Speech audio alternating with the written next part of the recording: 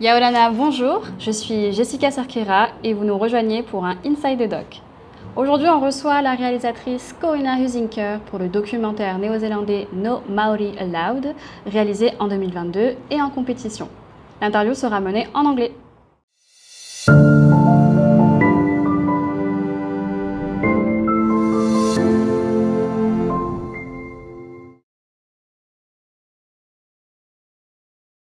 Hi Corinna.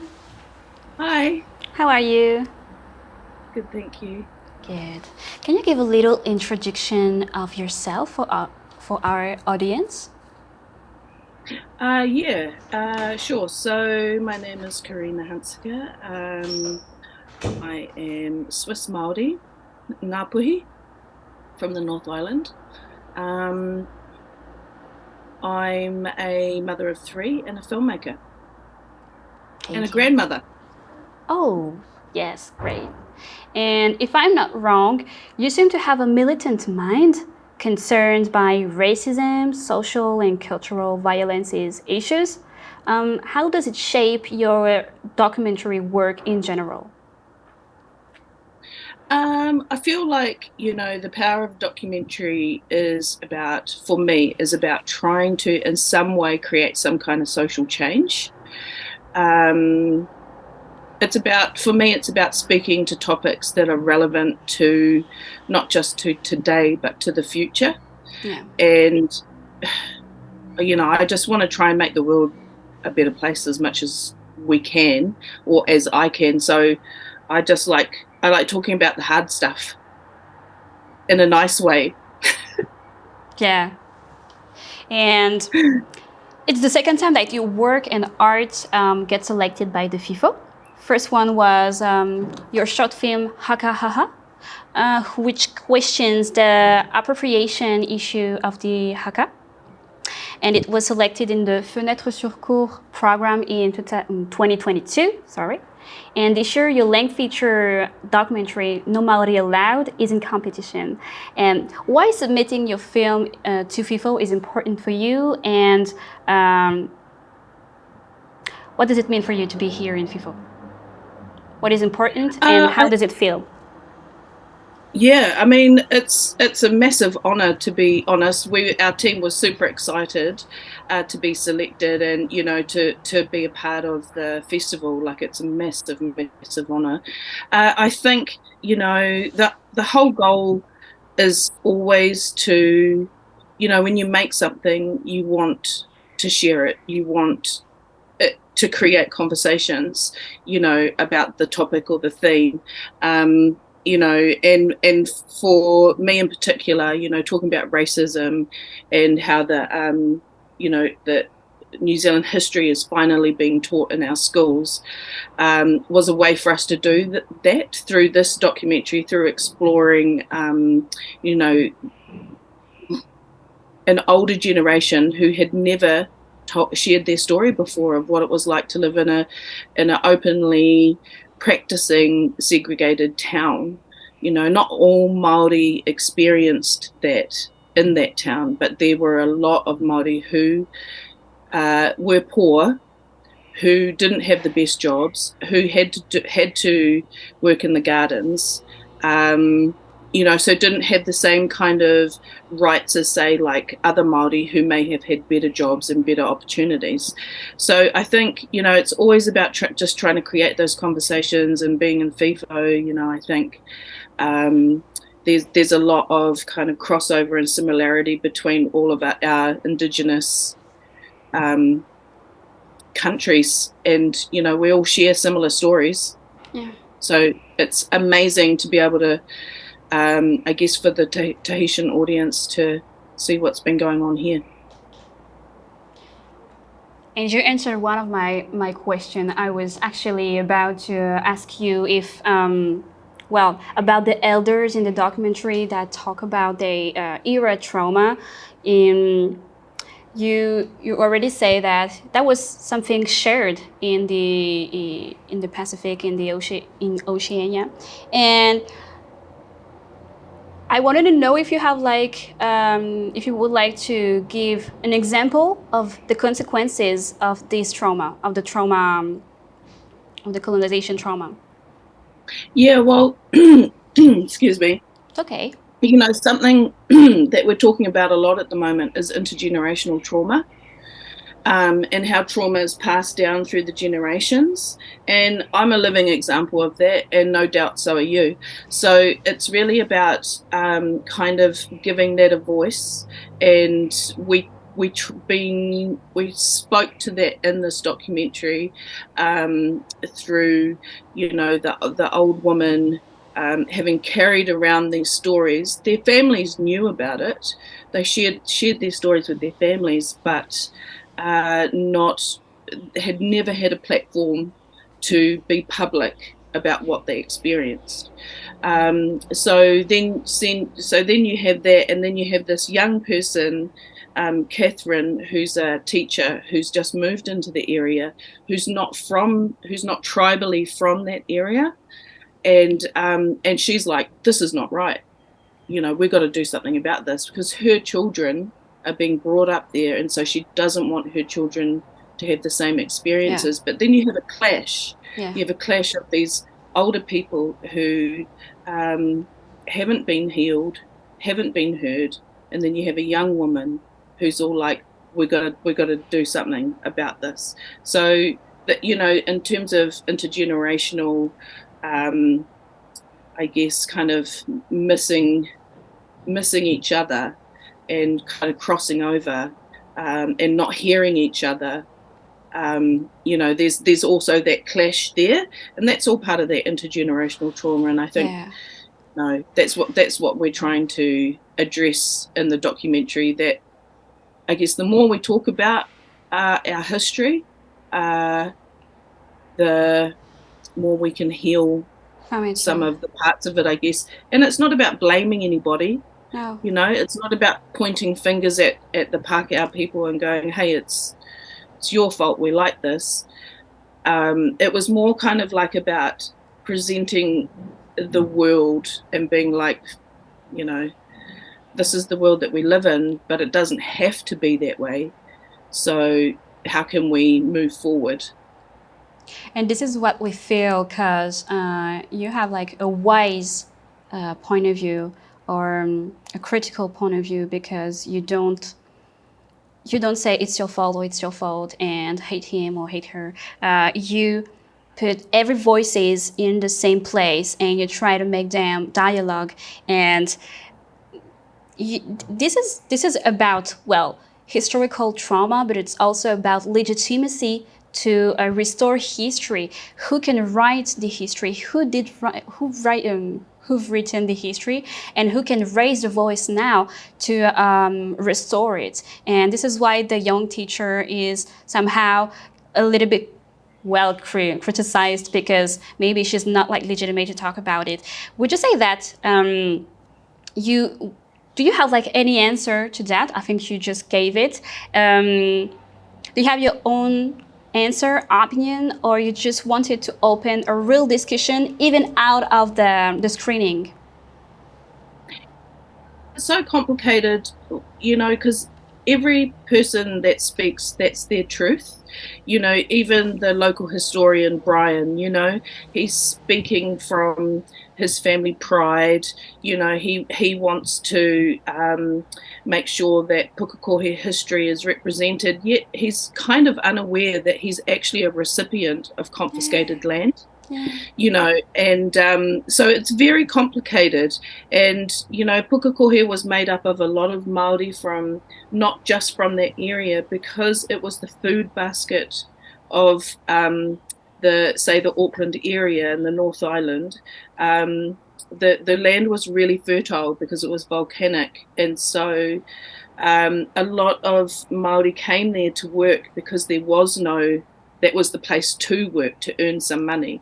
So again, it gets even more complicated, because you've got all these different tribes kind of coming into this area of land that's been confiscated, where, you know, the Māori who live there are at the low rung. They're at the bottom of the ladder, you know, because their land has been taken off them because they wouldn't sign allegiance with the Queen, you know, when the land wars were happening. So Oh. You know, there's a really a lot of trauma in that land, and so I guess, you know, this was, in terms of not pointing fingers, it was really an opportunity for everyone to have their say, and for I guess for the audience to understand all the layers and the complicatedness of who we are as humans, right?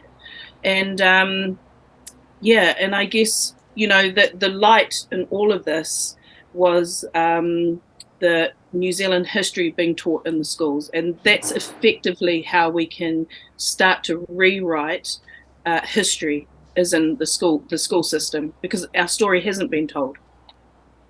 Pointing fingers is the expression I wanted to use when I said, it's a fault, it's a fault. Sorry for my bad English, and thank you for this answer, because your words right now explain it so well, comparing in what with what we see in the movie, because you were talking about even the elder historian who's talking since his point of view, that it stays in this era.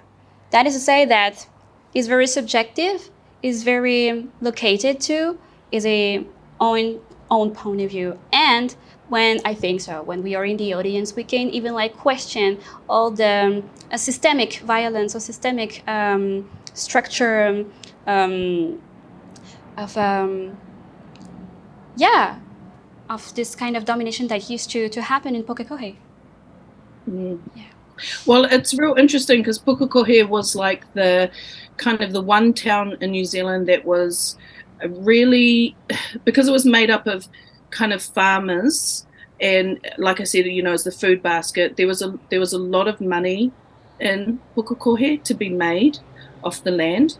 So it was like, I guess, you know, there was land allotted to Irish people, to English people, to South Africans. You know, they were promised land if they got on the boat to come to New Zealand, they would be given some land. You know, and then they got here, and then they realised, oh, they actually have to fight for it because Māori weren't just going to give it. So then the land wars, and you know, you know, it's great that we're talking about our history in schools now, just so that everyone can kind of understand, oh, we're not just angry Māori. Yeah. You know, there's actually, we're trying to find a way to, I guess, heal and move forward, you know, so that we can be an example of, I don't know, like what is the best way to come out of colonization? And I think perhaps that's just about talking about it, about being honest about the fact that, you know, it's tricky, isn't it? Colonization. Absolutely. I love talking about it. Yeah, me too. Well, it's a recent subject for myself because I just got it. I just took conscious.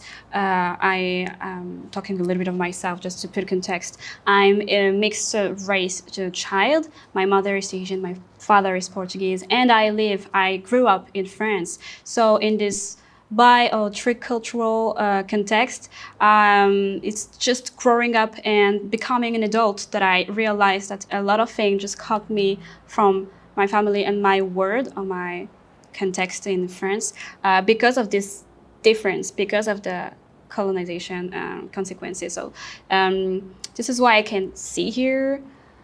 Well, no, it happened in different ways, but we can feel that something just, this is have an origin and we all know it. And No Maori Allowed, just like without being shy, it proposed to talk about it. And this is why I was saying that it was in a wise way, because voices are important. You create a place where we can dialogue and even like listen to each other. So we just say that No Maori Allowed is a kind of methodology on how to listen and gather to give a light to the future, to our children. I mean, that's would be really amazing, wouldn't it? I think, yeah, definitely. you know, sometimes when you make a documentary, you just have what you have in front of you, you know, and you make a story out of what you have. And so I think, you know, I have to give a lot of credit to my editor, Kushla Dillon, who we had most incredible conversations in the edit suite about who were we making this documentary for. And we, you know, I had always known that I was never making this for Māori people, because Māori know this story, you know, but the people who I was making it for was Kiwis, you know, and I think, but we didn't want to point fingers at Kiwis and make people feel guilty, because it's not about that. It's just about presenting, this is what it feels like for them, this is what it feels like for them. And you can see both their truths, and no one is the winner and no one is the loser. It's just what it is. But once you kind of hear people, you kind of start to understand where they're coming from and where they're coming from. There's possibly no right answer, but it's just, you have a bit more empathy, a bit more understanding about, you know, why people are the way they are. And I think, you know, that's what we tried to do when we put the story together. Yeah, and you add, I think so, a lot of shade. I'm just thinking about the fact that the young teacher was trying to make like kind of a protest, not a protest. Yeah, she marched. Yeah, and she received like some kind of criticism, even when she talks with another elder, and she's like, wow, that's kind of astonished, because I want to talk about racism and segregation, but as my identity is not enough, I just can't talk about it. But the documentary doesn't show it like this. This is what happened to her, and the documentary leads, maybe for people who watch, leads that no, it's still possible. It's still possible if we keep that dialogue and that question, because it's just not easy. We have to focus. We have to take like care of what our elders or even the youngest one can say. And no, it was easy to follow you or your point of view. Yeah. Well, that's the clash, isn't it? The generation gap too, you know, like it was really great. It was a really nice dramatic moment, you know, these two generations who were like miscommunicating and not hearing each other, and the young one is like, you know, I'm going to create change and going to make this town, you want us to talk about it, and the old people going, we haven't even told our story. How can you talk about something when we haven't even shared our story? You know, so this miscommunication of between the generations, and just understand, you know, and the cultural divide too amongst them, you know, older Māori having their language, younger Māori not having their language as a product of colonization. Absolutely, yeah. Yeah, so it's just that. But then they came together in the end. It was like, you know, it was really nice. That was like, it's already a big deal in nowadays. So that was a challenge for you, or was it kind of I don't know how to say that. Was it kind of logical for you to do it this way? You mean in the story or in making the documentary? In the documentary. In a documentary, I mean. Oh, making it? Yeah, that is to say that to recreate this, I don't know, like this clash.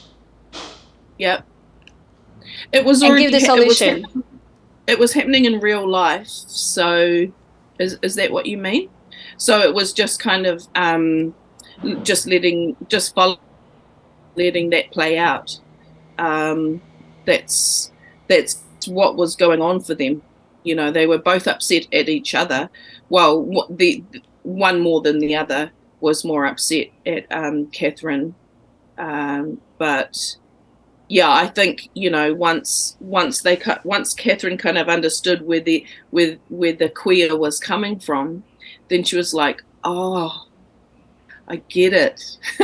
You know, yeah. It's so tricky, isn't it? Like just trying to always understand where the other person's coming from, you know.